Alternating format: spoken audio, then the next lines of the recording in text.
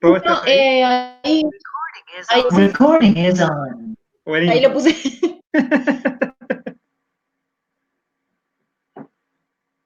Bueno, estuvimos trabajando la relación entre educación y diversidad. Y estuvimos hablando de los diferentes ítems que planteaban estas autoras, que nos hablaban de la importancia que tenemos de la educación. Y nos hablaban que en este paso de la modernidad a la posmodernidad, muchas estructuras sociales se habían visto modificadas, pero había una cuya modificación era muy lenta, y esa era casualmente la institución escuela, la educación. Uno, cuando piensa los contenidos que enseñamos y las formas y las maneras, en muchos casos no ha variado mucho de las posibilidades que nos brindaba la escuela a principios del siglo XX. Y a pesar de todos los cambios que ha habido en estos 100 años en nuestro mundo en el cual vivimos y existimos, esos cambios no han atravesado mucho la estructura de la escuela. Recién ahora estamos generando cambios significativos, porque los primeros que debemos cambiar la mirada sobre la educación somos los docentes. No los pedagogos, no los niños, no los padres de los niños, los docentes. ¿Por qué? Porque somos los que construimos conocimientos con nuestros estudiantes. Es nuestra manera de pensar la educación, de pensar la realidad, la que de alguna forma va a ir construyendo un conocimiento con los otros o las otras estudiantes. En ese sentido, tenemos que ser protagonistas del cambio. Tenemos que generar un cambio y de tal magnitud que modifique mi manera de pensar la realidad, que modifique mi manera de interactuar con la realidad, que modifique mi manera de producir en la realidad. Si no logramos eso, seguimos repitiendo fórmulas constantemente. Y lo que caracteriza a la educación es el cambio. La educación es la esperanza del cambio. Si uno no cree que las cosas pueden cambiar, si uno no cree que las personas puedan cambiar, entonces la educación carece de sentido, porque nos transformamos en buenos repetidores. Yo no sé si fue a ustedes o a otros, pero hablamos de la palabra idiota. Y les dije que la palabra idiota viene asociada a la palabra idea. Pueden rastrear el origen de la palabra idiota y los va a llevar al mundo griego, donde... Acá por la cucaracha me dicen que fue filosofía. Ah, bien, gracias. Entonces les cuento, la palabra idiota tiene su raíz en la palabra idea. Y surge en el mundo griego, en donde la mayor virtud era la búsqueda del bien común. En la búsqueda del bien común está la búsqueda de mi propio bien. Hay un poema de Joan Manuel Serrat, mejor dicho, una frase, en un discurso que él dio, y él dijo: actuando en pos de los derechos de todos, estoy actuando en defensa propia. Actuando en pos de los derechos de todos, estoy actuando en defensa propia. Porque cuando busco, cuando lucho, cuando defiendo los deseos de todos, los derechos de todos, las posibilidades de todos, estoy también defendiendo los míos propios particulares. Es decir, en la búsqueda del bien común está la búsqueda de mi propio bien, no a la inversa. No la búsqueda de mi propio bien personal me va a llevar al bien común, no. Entonces, cuando nosotros decimos que somos idiotas, es porque estamos atrincherados en nuestra propia idea. El idiota es alguien que no admite el pensamiento de los demás, admite como válido su propio pensamiento, su única manera de percibir la realidad. Entonces, está atrincherado en esa idea y desde ahí se comunica. ¿Cómo se comunica? A través de monólogos. No es un diálogo, porque el diálogo implica una modificación de mi subjetividad. Entonces, el idiota no le interesa la opinión de los otros. En definitiva, al idiota no le interesan los otros. Por lo tanto, como docentes, que vamos a ser actores sociales, siempre vamos a tener estudiantes, siempre vamos a estar relacionados con otras personas, siempre vamos a establecer un vínculo educativo. Por lo tanto, el otro, para un docente, el otro o la otra es valioso, es valiosa, es con quien construye conocimiento. Entonces tenemos, como docentes, una única obligación: no ser idiotas. Como docentes, tenemos una única obligación: no ser idiotas. ¿Ok? No podemos atrincherarnos en nuestras ideas.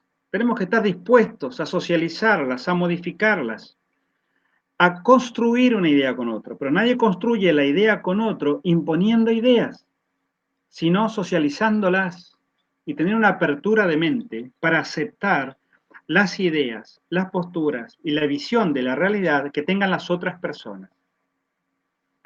En esto consiste la educación dialéctica. Hoy voy a hablarles de un personaje fascinante, de alguien que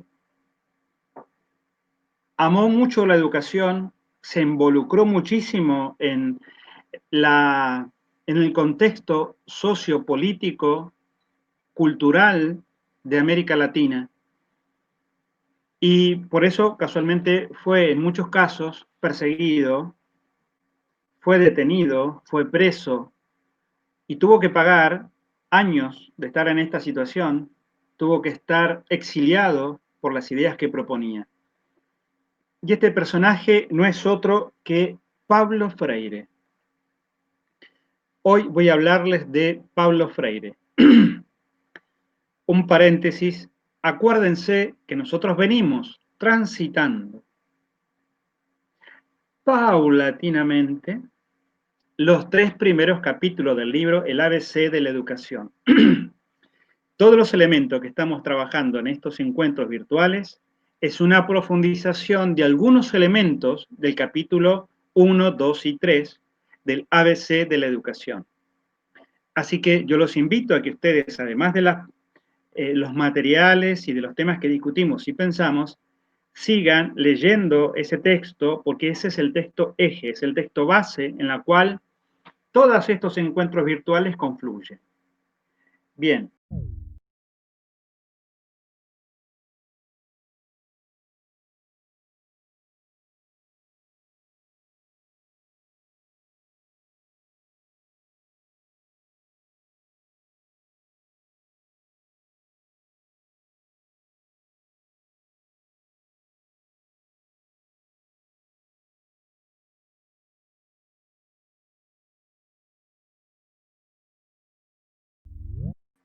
De poder consultar la bibliografía de Pablo Freire.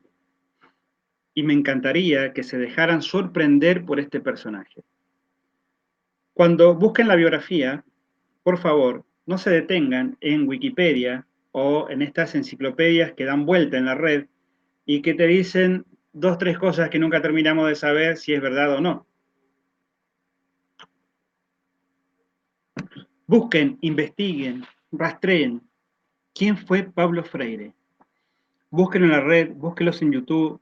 Hay videos donde él está hablando, donde le hacen entrevistas. Es un personaje fascinante. Dentro del mundo de la pedagogía, es alguien con quien me gustaría o me hubiese gustado alguna vez sentarme a charlar, porque las ideas que este hombre tenía eran fascinantes, en un mundo que le fue muy hostil, en un momento del mundo que fue muy hostil incluso para con él. Pablo Freire vive en Brasil y él se da cuenta que lo que necesitamos es un cambio.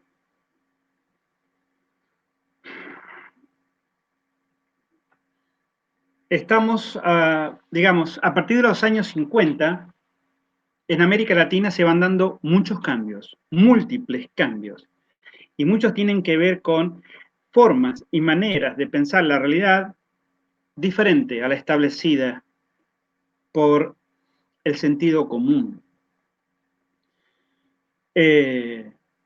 Pablo Freire sigue la ideología marxista, pero él dice que la verdadera revolución está en el pensamiento. No está en las armas, no está en la violencia, no está en la agresión. La verdadera revolución está en el pensamiento. Porque cuando cambiamos nuestra manera de pensar, cambiamos nuestro entorno social, nuestro entorno familiar, nuestro entorno cultural. Así que el verdadero cambio, acuérdense que revolución significa movimiento, revolución significa cambio. El verdadero cambio revolucionario que debía suceder debería ser en nuestra forma de pensar la realidad. En una visión de la realidad donde hay señores y hay servidores, o dominados y dominadores, u opresores y oprimidos, se establece una manera dual de ver la realidad. Y eso, cuando se torna incuestionable, es terrible, porque si me toca estar del lado de los oprimidos, voy a asumir esa realidad, voy a pensar que es lo que me tocó, voy a aceptar esa realidad y la voy a sostener y quizás hasta la voy a defender.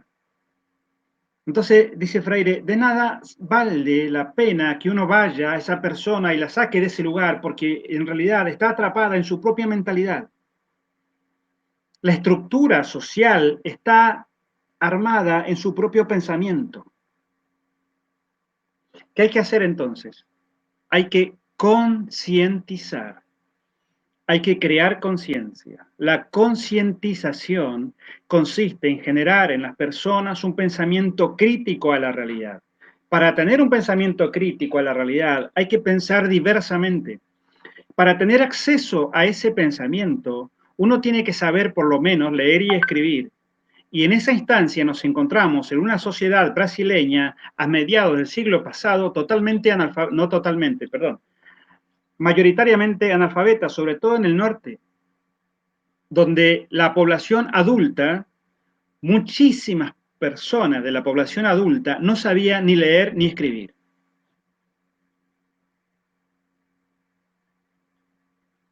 Entonces Freire dice, si queremos generar un cambio social, lo que tenemos que hacer es generar un cambio en la mentalidad de las personas. Pero para que eso suceda, tenemos que darles herramientas a esas personas. ¿Y cuál es la herramienta prioritaria? La alfabetización. La alfabetización no solo consiste en aprender a leer y escribir. Hay lo que se llama una alfabetización cultural, que tiene que ver con poder mirar la realidad, comprenderla, analizarla, criticarla y transformarla. Eso es la alfabetización. Entonces, Freire dice, si queremos cambiar la sociedad de Brasil, no podemos iniciar este proceso de transformación con los niños de jardín infante, porque eso nos llevaría por lo menos 20 años hasta que esos chicos terminen la escuela, solamente para que terminen la escuela. De ahí otros tantos años hasta que terminen quizás la universidad o un instituto terciario o empiecen a trabajar y verdaderamente generen un cambio social. Lo que tenemos que hacer es generar ese cambio ahora. ¿Y cómo lo hacemos?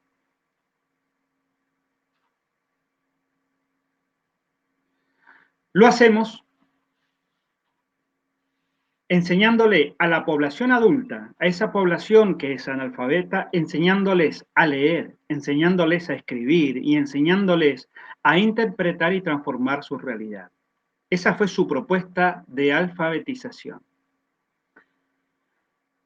En un momento determinado, Pablo Freire le toca estar como ministro de Educación de Brasil. Y acá vamos a armar un contexto social y cultural. A partir de la década del 50, en América Latina se producen grandes cambios, pero no solamente a nivel de América Latina, a nivel mundial. Es lo que se llamó la primavera cultural. Grandes transformaciones a la manera de pensar la realidad. Aparecieron grandes movimientos que trataban de generar un cambio social. Entre eso aparecen las vanguardias, aparece el movimiento hippie, aparece el movimiento punk, aparecen muchas formas de expresión que lo que intentan hacer es generar un cambio en la sociedad. En la Iglesia Católica se produce algo que se llama el Concilio Vaticano II, y lo que propone ese concilio es que hay que dejar de construir una iglesia solo para una élite, sino que la propuesta evangelizadora debería llegar a todos y a todas, aún a los más pobres y sobre todo a los más necesitados. Entonces, esas palabras dichas en ese momento en América Latina calan muy hondo, y hay todo un movimiento religioso que va a emprender un cambio que se llamaron el movimiento tercermundista. ¿En qué consistía? En que muchos sacerdotes dejaban las capillas y se iban a instalar dentro de las favelas, dentro de las villas miserias, dentro de los lugares más paupérrimos, se establecían ahí y desde ahí empezaban un proceso de evangelización y culturización de la sociedad. Pablo Freire era muy amigo de un obispo de Brasil que se llamó Helder Câmara, biografía que también los invito a que la estudien.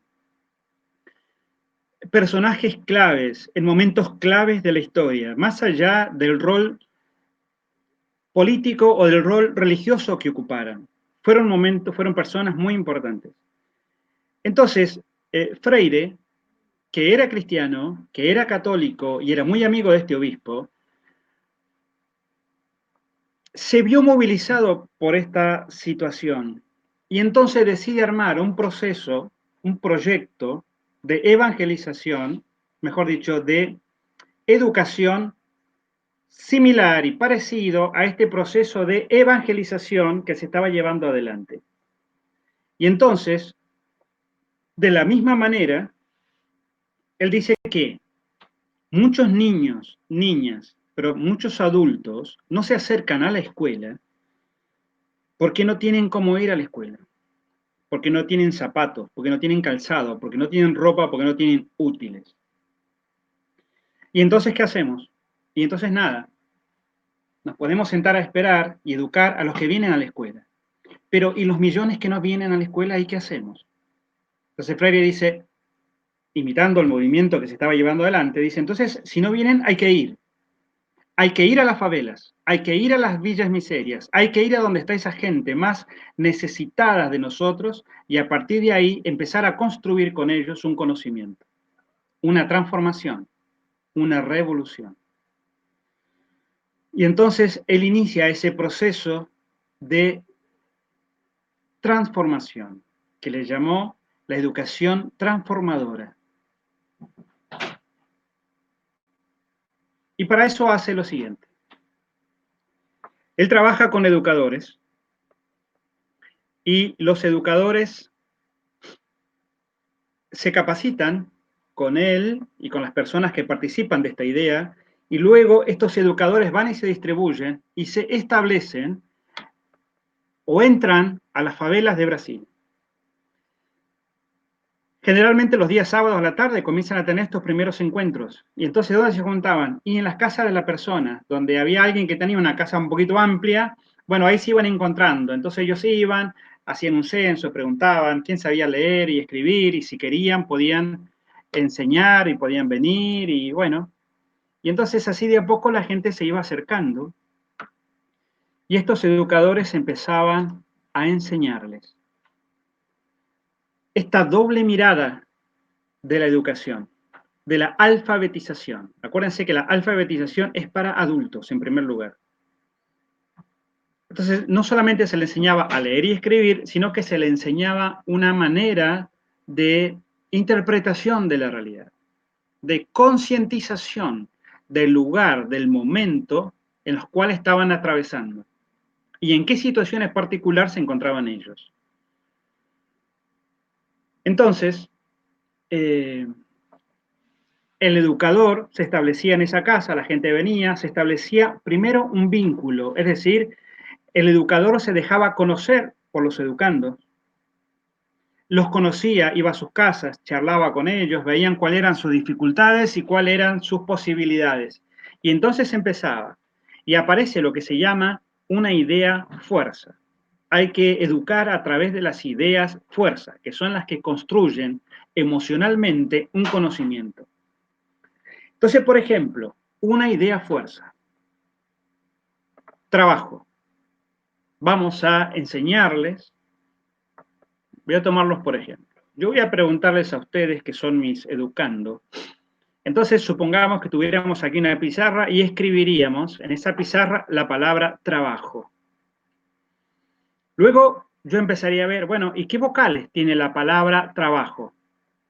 Y tiene una A, tiene una O.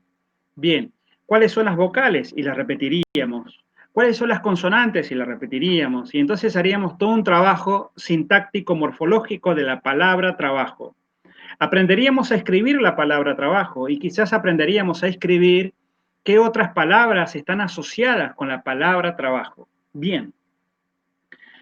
Una vez terminado ese momento lingüístico, si ustedes quieren, de la enseñanza, la pregunta sería, ¿qué es trabajo?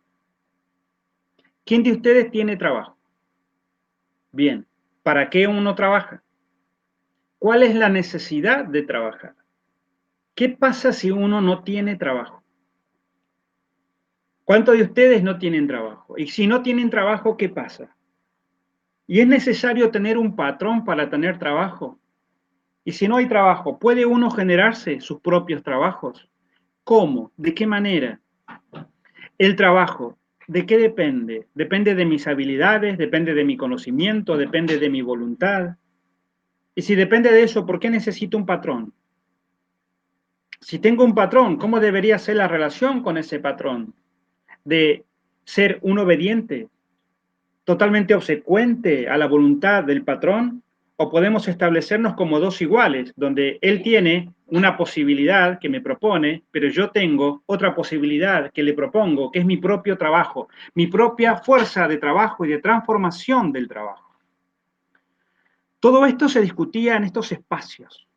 ¿Se entiende? No solamente era aprender y a leer y a escribir, sino usar ciertas palabras que también movilizaban a las personas. Y esa fuerza movilizadora las llevaba a opinar, a decir, a indagar, a preguntarse sobre las cosas. Después voy a volver sobre esto. Pero lo que generaba es que cada vez venían más gente que querían aprender, porque era necesario aprender a leer y escribir para conseguir un trabajo, para buscarlo, para conseguirlo, para sostenerlo, para capacitarse. Entonces,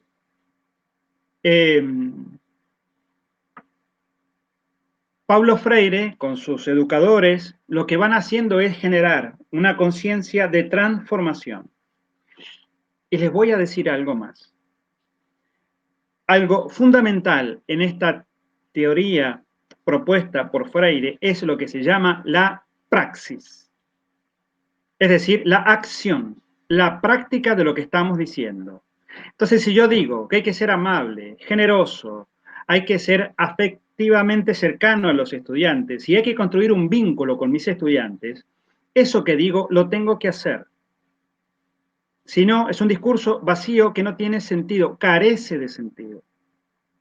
Por el contrario, si yo establezco estos vínculos con mis estudiantes y soy cercano, miren que Freire dice, lo que educa es el vínculo.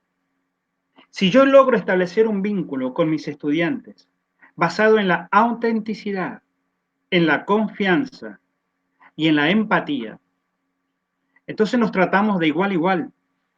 Yo sé cosas, pero ustedes saben cosas. Y en alguna relación, ustedes van a saber mucho más que yo sobre un montón de cosas.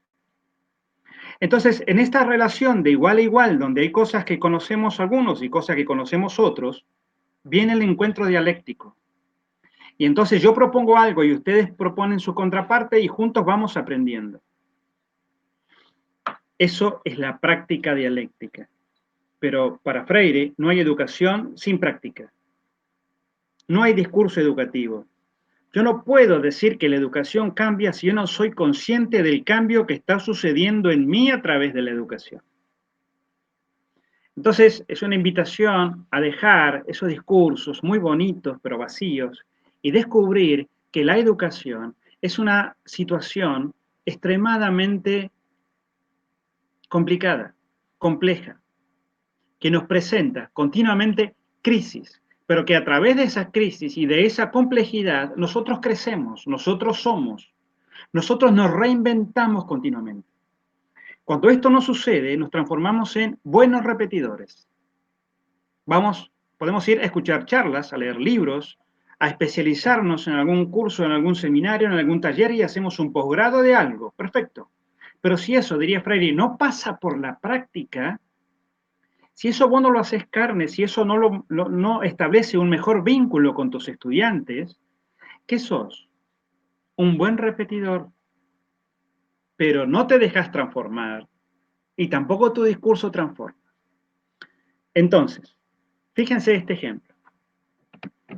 Supongamos que nos encontramos otra vez en la casa de cualquiera, ¿no?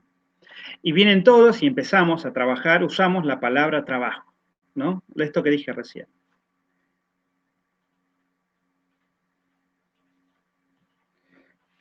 Entonces, en esa primero el análisis sintáctico, morfológico, y luego entramos a pensar qué es para nosotros la palabra trabajo. ¿Qué significa tenerlo o no tenerlo? ¿Qué dificultades tenemos a la hora de buscar trabajo? ¿De qué depende que yo trabaje o no trabaje? ¿De qué depende de que si yo pueda transformar el mundo que me rodea a partir del trabajo? ¿Necesito para eso un patrón o no lo necesito? Entonces, el saber se construye socialmente. Pero miren este ejemplo. Supongamos, nos encontramos en la casa de Juan todos los sábados y vamos charlando sobre estas cosas. Y de repente nos damos cuenta que gran parte de la gente que viene son albañiles o gente que trabaja en las construcciones y hay un montón de señoras que vienen y tienen sus saberes y entonces tejen y otras trabajan como modistas y entonces es lo que la gente sabe hacer porque como son analfabetos tampoco tienen acceso en ese momento a tener un trabajo de calidad porque en muchos casos en esos trabajos eran explotados. Entonces, para firmar un contrato uno necesita leer y necesita entender y necesita saber escribir si es que lo querés firmar. Pero cuando no lo sabes, sos fácilmente manipulable. La ignorancia nos hace fácilmente manipulables. Entonces, nos juntamos en la casa de Juan y nos encontramos que la casa de María, después de la última tormenta, está a punto de caer. Bien, ¿qué hace el educador? Le dice, miren, ¿qué tal si el sábado que viene nos encontramos todos no en esta casa de Juan, sino vamos a la casa de María, arrancamos a la mañana temprano? Entonces, ¿y qué tal si entre todos ayudamos a que esa casa que está a punto de caerse, la mejoramos? Bueno, y entonces yo tengo una tabla, y yo tengo esto, y yo tengo lo otro, y entonces el sábado que viene nos encontramos todos juntos a la mañana a trabajar en la casa de María, y los que saben de albañilería y los que saben irán construyendo y mejorando esa casa, comeremos tortas fritas, tomaremos mates, y el que sepa hacer algo bien y lo hace, y suma trabajo. Bien, y esto se hacía. Entonces después, ¿con qué nos encontrábamos? No solamente habíamos aprendido que era la palabra trabajo, sino que descubrimos que mi saber, lo que yo sé, también sirve para transformar la vida de las otras personas. Que no necesito un jefe para trabajar, porque yo, que soy albañil, puedo ir y ayudar a construir la casa de María.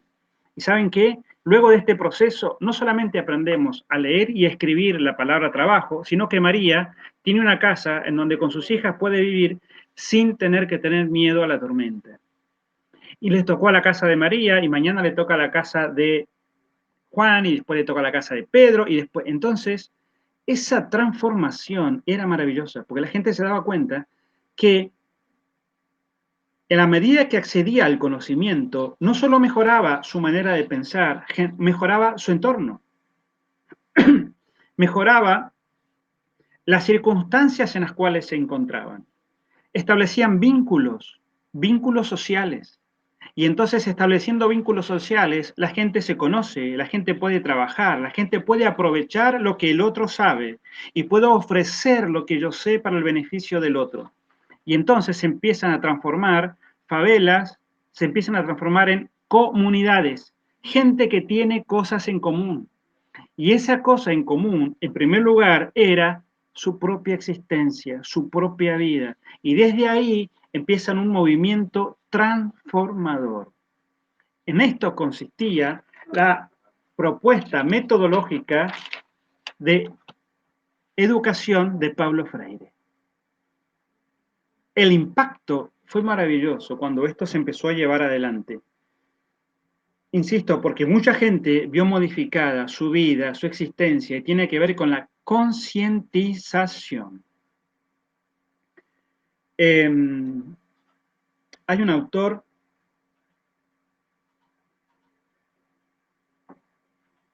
cuando no es, bueno, ya me voy a acordar. Lo iba a anotar y se me fue. Ya va a volver y me voy a acordar y se los voy a decir. ¿Viste? Cuando tenés que anotar y si después lo anoto y pasó de largo. Bueno, ya les voy a comentar de otro autor que vamos a estudiar también de la mano de Paulo Freire. Bueno, miren.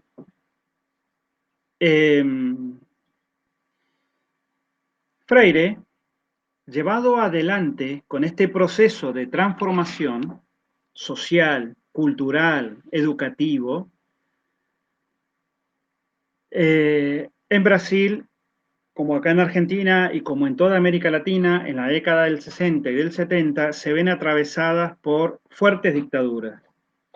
Acuérdense de lo que significa el Plan Cóndor para América Latina. Y entonces toda América Latina, desde México hasta Ushuaia, se ve sembrada de dictaduras que producen un cambio rotundo y terrible en las condiciones de existencia de las personas. Y en donde todos los que no pensaban como ellos terminan exiliándose, en muchos casos terminan detenidos y en muchos casos terminan desaparecidos o muertos. Esas terribles dictaduras que atravesaron nuestro territorio dejaron huellas que todavía estamos tratando de sanar de alguna forma. A Pablo Freire lo tuvieron preso, lo torturaron y lo exiliaron de Brasil. Pablo Freire se fue a vivir al sur de Chile y ahí es donde escribe un libro que se llama, tiene varios libros, muchísimos libros, son fáciles de leer, son muy amenos y son muy cordiales de leer los libros de Pablo Freire. Hay uno que se llama El grito manso y otro que se llama Pedagogía del oprimido. Estos libros fueron escritos ahí cuando él estaba exiliado en el sur de Chile. Y les voy a contar una anécdota. Todo esto lo van a encontrar en cualquier lugar que ustedes... Yo les voy a mandar un texto, les voy a mandar texto para que ustedes vean, pero si ustedes lo googlean van a encontrar un montón de cosas con respecto a Freire. Estos son detalles, escuchen. Él va a trabajar al sur de Chile y se encuentra con un amigo que es educador y que les dice que lo invita a un encuentro de los sábados donde la gente se encontraba, digamos, eran campesinos que trabajaban los campos. Imagínense cómo son, no sé si conocen o tienen la experiencia de los trabajadores golondrinas, que en muchos casos van a trabajar en los campos y luego vienen a vivir o a dormir en un campamento hasta que termina la cosecha. Bueno, en uno de esos campamentos estaba un educador tratando de llevar adelante el proyecto educativo de Paulo Freire. Le llamaban el momento cultural, en donde ellos venían y ahí iban trabajando, leyendo, aprendiendo a leer y escribir, y trataban de generar un cambio en la manera de pensar de las personas, pero también darle herramientas, instrumentos y habilidades.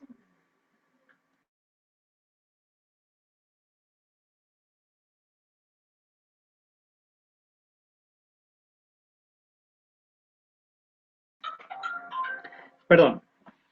Bueno, entonces, Pablo Freire llega el sábado, entra al salón donde se encuentra con los campesinos, él se sienta, lo presentan y queda ahí. Se hace un gran silencio en la sala. Pablo Freire escribe en su libro, esos silencios eternos, pero dice, para mí era más fácil, porque sabía por qué no se animaban a hablar. Dice él, ellos esperaban que yo comenzara a hablar. Pero ¿saben qué? Yo estaba convencido que yo no era ni mejor ni más importante que ellos en ese salón. Pero si yo comenzaba a hablar, lo que iba a lograr era reafirmar esa idea, que yo tenía el poder de la palabra. Entonces, hace silencio. Y ese silencio, dice él, se hace eterno, hasta que en un momento uno de los campesinos, contando mucho coraje, le dice, bueno, hable usted, que es el que sabe. Entonces Pablo Freire se levanta, toma una tiza, va hacia el borrador, hacia el pizarrón, y establece en el pizarrón una línea. Imagínense un pizarrón, una línea en el medio. Entonces Pablo Freire dice lo siguiente. Les propongo un juego. El juego consiste en lo siguiente. Es verdad, yo sé algunas cosas, pero no sé todo. Y es verdad que ustedes saben algunas cosas, pero no saben todo. Entonces les propongo un juego. En este pizarrón hay dos espacios. Uno va a ser de Pablo Freire y escribe, y en el otro escribe el nombre de ellos, ¿no? Y entonces le dice, miren, vamos a hacer lo siguiente. Yo voy a hacer una pregunta, y si ustedes la saben, es punto para ustedes. Luego ustedes hacen una pregunta. Si yo no la sé, es punto para ustedes. Si yo la sé, es punto para mí. Perfecto, se entendieron las bases y empezó el juego. Primera pregunta de Pablo Freire. ¿Quién es Hegel? Y los campesinos no tenían idea. Listo, punto para Freire. Entonces le pregunta, dice, bueno, ahora toca a ustedes. Y dice que los campesinos se juntan y empiezan a discutir entre ellos hasta que dice, listo, acá tenemos una pregunta. Bien. Pregunta. ¿Cómo se prepara el barro para construir un adobe para luego construir una casa? Pablo Freire, ni idea. Listo, punto para los campesinos. Entonces Pablo Freire dice, bueno, a ver, les pregunto, ¿qué es la fenomenología del espíritu? Los muchachos, ni idea, punto para Freire. Y luego le preguntan a Pablo Freire, bueno, ¿qué es una escofina? Freire, ni idea, punto para ellos. Y así van diciéndose preguntas y al cabo de un tiempo, Freire detiene el juego y le dice, miren, cuando empezamos este momento, alguien dijo, hable usted que es el que sabe. Y es cierto, hay 10 cosas en este pizarrón que yo sé y ustedes no. Pero, fíjense, hay 10 cosas en este pizarrón que ustedes saben y que yo no tengo absolutamente ni idea. Así que, a partir de ahora, vamos a tratarnos de igual a igual, porque hay cosas que yo sé y se las quiero enseñar, pero yo necesito aprender de esto que ustedes saben y yo no sé. Y entonces, a partir de ahí, dice Freire, paramos el juego y terminamos. Al sábado siguiente, cuando venimos, la relación fue totalmente diferente. Llegamos, charlamos, conversamos y empezamos a tener un encuentro distinto, porque nos dimos cuenta que éramos iguales. Anécdota como esa tiene muchísimas, pero ahí está la fuerza de la transformación, en darle al otro, a la otra, la fuerza de la palabra, la fuerza transformadora de la palabra. Entonces, la propuesta de Freire es una propuesta transformadora. Tenemos que transformar, tenemos que concientizarnos de lo importante que es establecer vínculos fuertes con los estudiantes, sostener esos vínculos. Son vínculos cognitivos, porque ¿para qué son esos vínculos? Para construir conocimientos.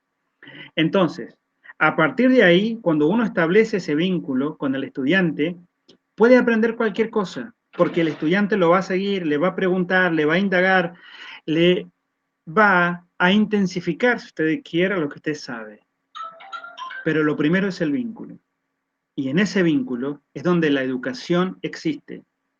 La educación no existe en ustedes o en mí, existe en el vínculo que establecemos juntos y nos pensamos y opinamos y construimos. Ahí se hace educación. Hacemos educación. Nos educamos.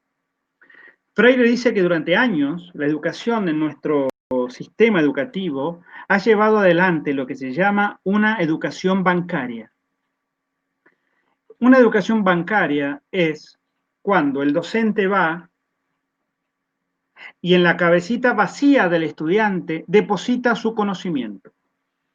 Educación bancaria. Suponemos que el estudiante no sabe nada. Todo el conocimiento lo tiene el docente. Entonces el docente va y deposita en la cabecita vacía del estudiante su conocimiento. Luego, ¿qué hace el estudiante? Repite tal cual como dijo el docente y entonces decimos, ah, aprendió la lección. Esa es la educación bancaria. La contrapropuesta de Freire es la educación problematizadora. ¿Y en qué consiste? En generarle problemas al estudiante y que en la resolución de esos problemas aprenda.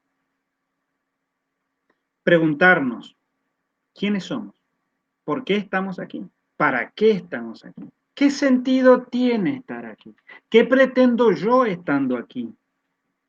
Problematizarlo, dejarlo que se pregunte, dejar que entre en crisis, porque a través de esa crisis, enfrentándose a veces con su propia frustración y con su propia impotencia, es donde el estudiante va a poder salir de ese atrincheramiento que a veces tenemos cada uno a la búsqueda del conocimiento.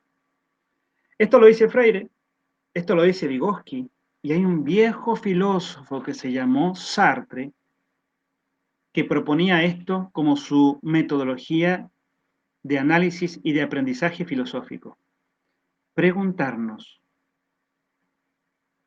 problematizar la realidad. La realidad siempre ha estado ahí, siempre nos ha dado. Llegamos a un mundo de cultura donde las palabras ya están inventadas, donde las cosas están. Ahora, uno dice, ¿y entonces por qué esas cosas están ahí? ¿Por qué tengo que comportarme de tal manera? ¿Por qué tengo que aprender esto? ¿Qué sentido tiene aprender esto que estoy aprendiendo? ¿Es importante? ¿Es importante para mí? ¿O para quién es importante que yo aprenda esto que me están enseñando? Si uno se anima a llevar adelante esas preguntas, se va a encontrar con que las respuestas suelen ser muy sorpresivas. ¿A quién le importa que yo aprenda lo que aprendo? ¿Quién diseña las currículas? ¿Por qué las diseña? ¿Qué interés tiene? ¿Qué gano yo aprendiendo esto? Pero también, ¿qué pierdo yo aprendiendo esto? La educación para Freire es un campo de la problematización. Hay que problematizar la realidad. Y nuestra realidad es una realidad educativa. Este es el espacio que nosotros compartimos. ¿Ven? Entonces, fíjense, la propuesta de Freire es una propuesta totalmente transformadora. Es una propuesta que va a la praxis. Es decir, nosotros somos, en primer lugar, el campo de práctica. Si yo quiero enseñarle a mis estudiantes que sean amables, que estén abiertos al diálogo y sobre todo que tengan pensamiento crítico, tengo que estar dispuesto a hacerlo con ellos. Tengo que estar dispuesto a que me critiquen, a que opinen de mí, a que no estén de acuerdo conmigo, a que sepan incluso más que yo de lo que les estoy enseñando. Pero si yo puedo construir un vínculo, yo voy a poder aprender también de esta situación. ¿Ven?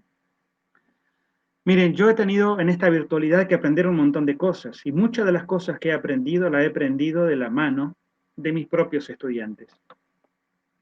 Aprender a grabar una clase, aprender a establecer estas plataformas, aprender a mandar audios por WhatsApp, aprender a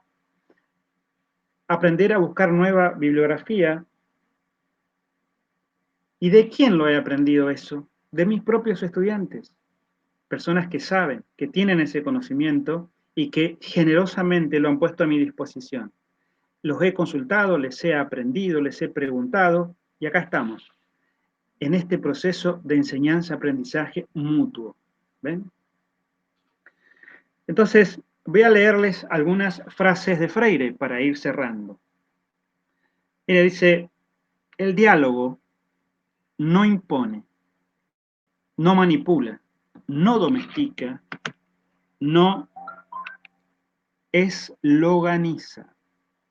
O sea, tenemos que salir del eslogan, tenemos que salir del discurso políticamente correcto, tenemos que salir de el encasillamiento que tenemos a veces de la educación. ¿Ven?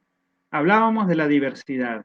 Hoy es el discurso de moda. Yo escucho hablar de la diversidad a mucha gente y después la veo actuar y son cosas totalmente diferentes entre lo que decimos y lo que hacemos. Si no me animo a aceptar la opinión del otro, ¿de qué diversidad estoy hablando?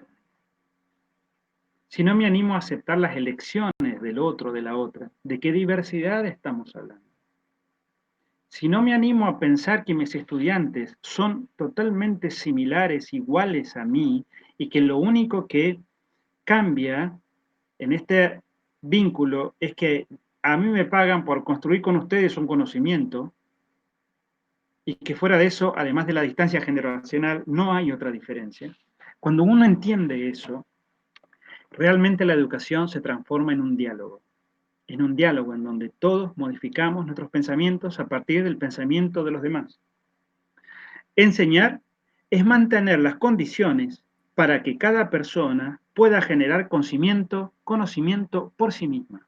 Lo leo de vuelta. Enseñar es instaurar las condiciones para que cada persona pueda generar conocimiento por sí misma. Por sí misma. Eso se llama autonomía, no se llama dependencia. Ustedes no dependen de mí para enseñar. Yo soy un simple motivador. Soy una simple herramienta para que ustedes aprendan. El aprendizaje está en ustedes. Entonces ese aprendizaje debe ser autónomo. Yo lo que hago son propuestas. Propongo Paulo Freire, porque está dentro de la currícula y lo vamos a estudiar. Propongo una mirada diferente de pensar la educación. ¿Está bien? Pero yo debo generar en ustedes autonomía, que no dependan de que vamos a hacer un trabajo evaluativo y el trabajo evaluativo lo vamos a socializar por WhatsApp. No lo vamos a mandar al docente, porque lo que necesitamos es que todos puedan ver mi propia producción. La evaluación es parte del proceso de aprendizaje, enseñanza-aprendizaje. Y cuando hacemos eso es cuando realmente tenemos autonomía, cuando producimos. Entonces vamos a ir haciendo pequeñas pausas en este proceso. Esas pequeñas pausas le vamos a llamar producción. Le podemos llamar evaluación, donde cada uno pueda preguntarse sobre diferentes ejes que yo les voy a mandar y cada uno hace una propuesta pedagógica. Supongamos, la relación entre educación y diversidad, educación y poder, la relación entre educación y la realidad. ¿Cuál es la relación entre Paulo Freire y la educación que queremos proponer? Hay muchos ejes. Yo voy a mandar los ejes, ustedes eligen uno, el que más les guste, sobre eso arman una producción. Esa producción tiene que estar hecha con la siguiente intención. ¿Para qué uno produce? Ustedes son actores, así que lo saben mejor que yo. ¿Para qué uno produce? En primer lugar, produce algo porque necesito expresarlo, porque es parte de mi expresión, es parte de mi comunicación. Entonces lo expreso, entonces lo digo, entonces lo actúo. Eso es la fuerza del arte.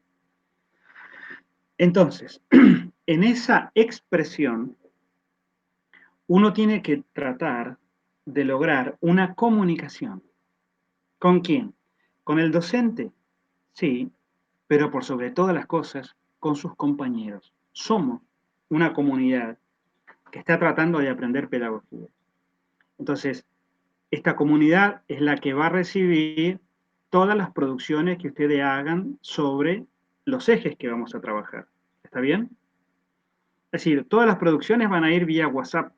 Todos las vamos a ver y podemos opinar y comentar, siempre y cuando teniendo en cuenta esos tres pensamientos que dijimos a comienzo de este ciclo.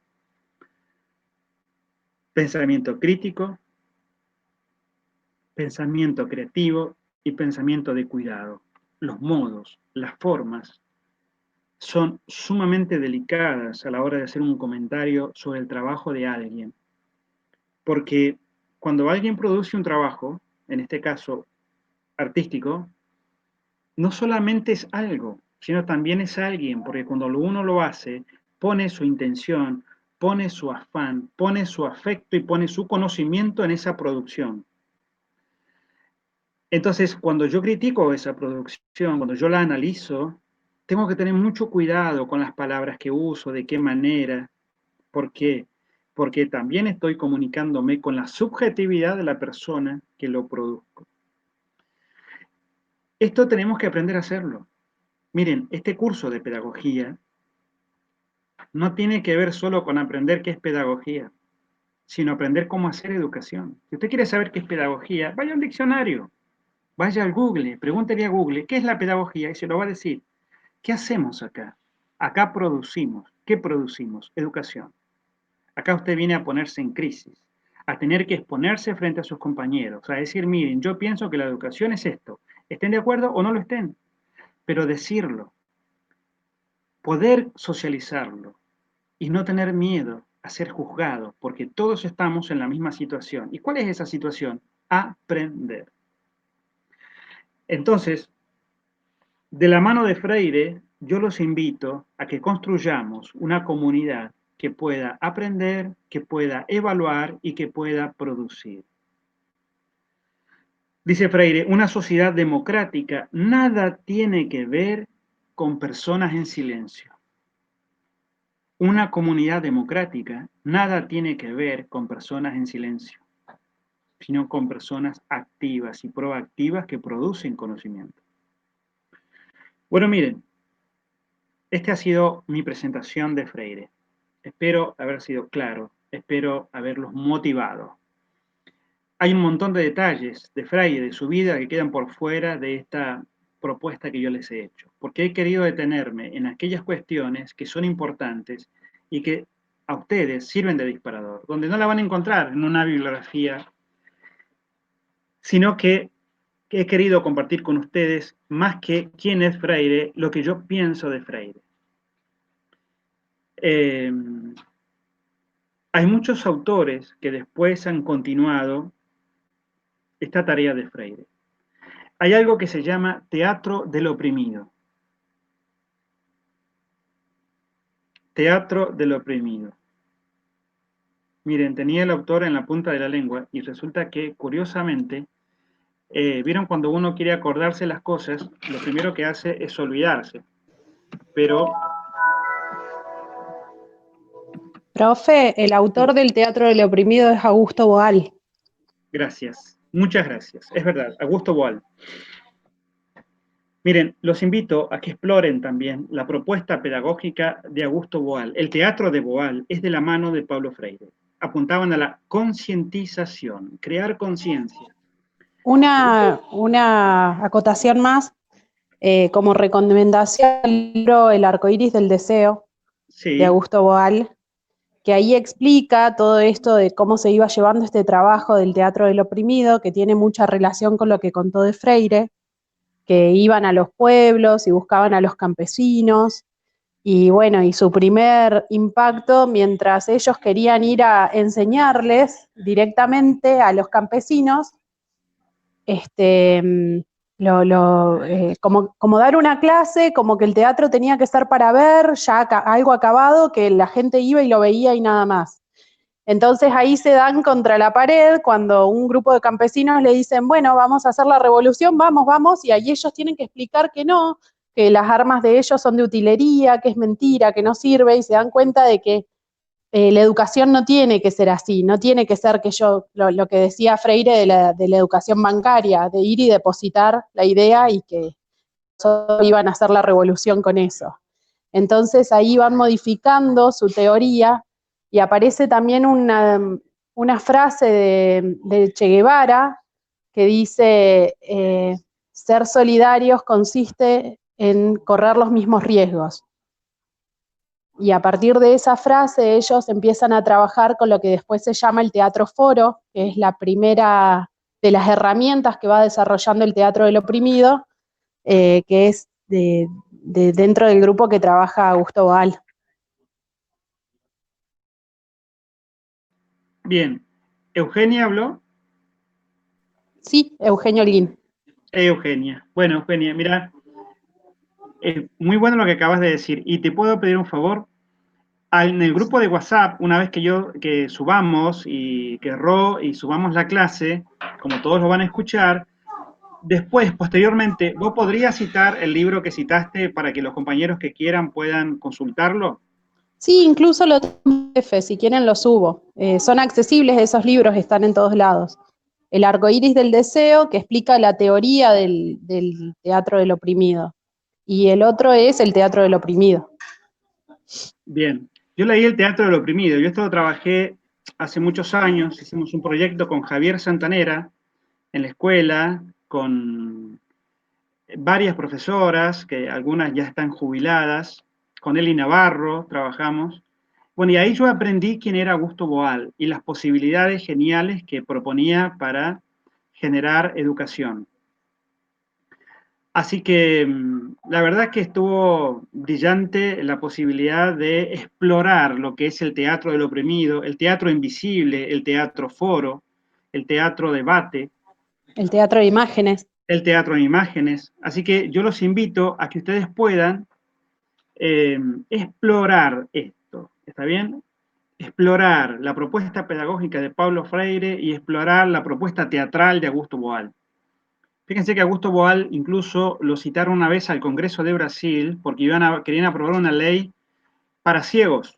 Y fue él con su equipo, y lo primero que hicieron fue vendarle los ojos a los congresistas y hacer una experiencia para que ellos pudieran darse cuenta de la dificultad que tenían los ciegos a la hora de transitar por la ciudad. Y ese aporte fue genial porque los puso en una situación empática. Y a partir de ahí surgió una ley mucho más acorde a las necesidades y no tanto al discurso sobre para qué se necesitaba. Los aportes de Boal son maravillosos, los libros de Boal son geniales. Eh, Así que yo los invito a que ustedes exploren y curioseen todo lo que fue Pablo Freire y todo lo que propone Augusto Boal. Yo después, cuando prepare los materiales para enviarle, va a ir una reseña de ellos, ¿está bien? Pero lo mío no deja de ser una introducción y un comentario. En realidad son ustedes los que tienen que motivarse y empezar a preguntarse y demás. Bueno, miren, vamos a ir cerrando este momento y vamos a tratar de ir pensando una producción evaluativa. Insisto evaluativa porque la palabra evaluación, que durante muchos años les ha ocasionado temor, ansiedad, pánico, tienen que quitársela de encima. Una evaluación es una pausa en el proceso. Necesitamos tener estos cortes, poder entre nosotros armar producciones, porque se nos va a acabar el cuatrimestre y la verdad que no nos va a dar mucho tiempo. Entonces es posible que la semana que viene o el próximo jueves yo voy a mandar algunos ejes sobre los cuales a mí me interesa que ustedes vayan pensando alguna producción que después sirva a modo de ir profundizando algunos temas con los compañeros y compañeras. Lo venimos haciendo con los otros grupos y los resultados son verdaderamente muy buenos. Las producciones que han hecho, tanto en psicología como en filosofía, han sido maravillosas, muy creativas, muy originales y que verdaderamente ha sido un aporte para el grupo que va construyendo ese conocimiento genial. Así que es una experiencia que también quiero compartir con ustedes y por ahí yo lo voy a preparar en la semana, voy a armarlo muy bien y les voy a mandar cuáles son los ejes sobre los cuales vamos a ir trabajando estas pequeñas pausas evaluativas de este proceso. Bueno, este ha sido Pablo Freire. Espero haberlos motivado. Verdaderamente un hombre que trabajó y apuntó mucho a la transformación de la educación, que creyó mucho en la transformación, que necesitó imperiosamente la transformación. Por eso se dedicó a educar y alfabetizar adultos. Una alfabetización no solamente de lectoescritura, sino una alfabetización cultural, que la persona pueda analizar los tiempos, analizar las propuestas, Y en eso, fíjense, Freire termina con una frase que dice, no hay nada más político que la educación. Porque la palabra política viene de la palabra polis. La palabra polis significa ciudad en griego. Todos somos políticos en la medida en que todos somos ciudadanos. Ahora, la política está impregnada de ideologías. ¿Qué tiene que ver con esto? Con una manera, una perspectiva, una forma de pararme frente a la realidad. Entonces, no hay nada más político que la educación, porque mi sola presencia en el aula, mi manera de ejercer la autoridad, mi manera de relacionarme con mis estudiantes es una actitud política, porque nosotros establecemos una microsociedad. El curso de pedagogía, de teatro, de primer año, de la Escuela Superior de Bellas Artes, somos una microcomunidad. Y acá establecemos vínculos, y esos vínculos son políticos, porque en la medida en que uno aprenda a relacionarse de una manera diferente, también aprende una manera diferente de mirar la realidad, de interactuar en la sociedad y sobre todo de transformarla y cambiarla. ¿Ven? No hay nada más transformador que la educación. Entonces, tenemos que dejarnos transformar y empezar a generar esa transformación y ese cambio, esa revolución. ¿Dónde? En la conciencia, en el pensamiento, en la manera de pensar, en la manera de relacionarnos con la realidad. Vivimos en un mundo muy convulsionado, muchas ideas fluyen continuamente. Estamos a un clic de la información, continuamente estamos bombardeados por nueva información. El tema es cómo nosotros construimos identidad y subjetividad a partir de eso. ¿Por qué? Porque eso vamos a tener que enseñarlo. Cuando usted enseña, no solo enseña contenido, enseña subjetividad, construye subjetividad con el otro y la otra que es su estudiante. Entonces, los invito a que se sumerjan en este mundo de Paulo Freire y se van a encontrar con esta tensión dialéctica continuamente entre la propuesta y el deber ser, entre la educación y el Estado. En muchos casos el Estado favorece la educación y en muchos casos el Estado utiliza la educación. Pero el que decide en profundidad es el docente, es la relación entre el educador y el educando, diría Paulo Freire. Listo, voy a cerrar aquí. ¿Alguien tiene alguna pregunta o alguna duda de todo lo que hemos dicho en este rato?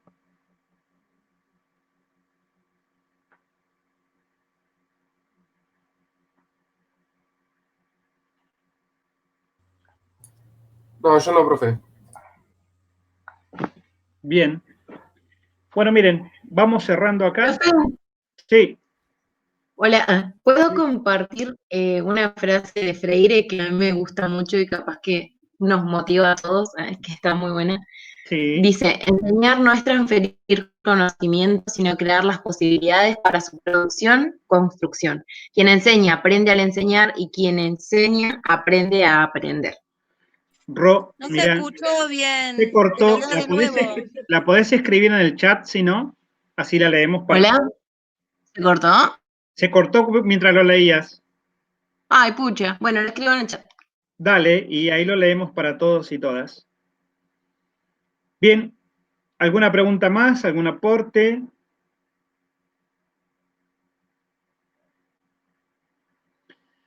Bueno, acuérdense que nuestra forma de comunicación sigue siendo el WhatsApp, así que preguntas, dudas, propuestas, por favor, vuélquenla a ese espacio. El viernes pasado no pudimos encontrarnos en este espacio que le hemos dado café filosófico literario, pero este viernes sí, así que están todos invitados, invitadas, si quieren venir. Es simplemente seguir charlando algunas cosas de las clases, pero ahí lo hacemos de una manera más interactiva y seguir preguntándonos sobre esta realidad que nos circunda. Hay que aprender a vivir, si ustedes quieren, con cierta incertidumbre, ¿ven? porque uno no sabe cuánto tiempo va a durar esto, cuándo van a volver las clases, la presencialidad, cómo va a ser la evaluación, cómo vamos a hacer para aprobar el curso, cómo vamos a hacer, hay tantas preguntas y muy pocas respuestas. Entonces hay mucha incertidumbre. Esa incertidumbre muchas veces genera ansiedad, en muchos casos.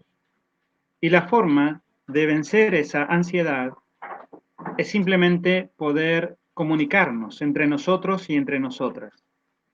Así que si alguien tiene dudas, preguntas o lo que fuese, comuniquémonos por WhatsApp, comuniquémonos de alguna forma. Acá Rob nos comenta la frase que nos citó de Paulo Freire. Dice, enseñar no es transferir conocimiento, sino crear posibilidades para su producción y o construcción. Quien enseña aprende al enseñar y quien enseña aprende a aprender. Gracias, Rob. Muy buena frase y con esa frase terminamos este momento dedicado a Paulo Freire.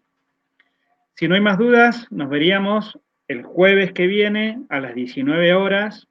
Los que quieran, nos encontramos el viernes. Si ustedes quieren, habíamos puesto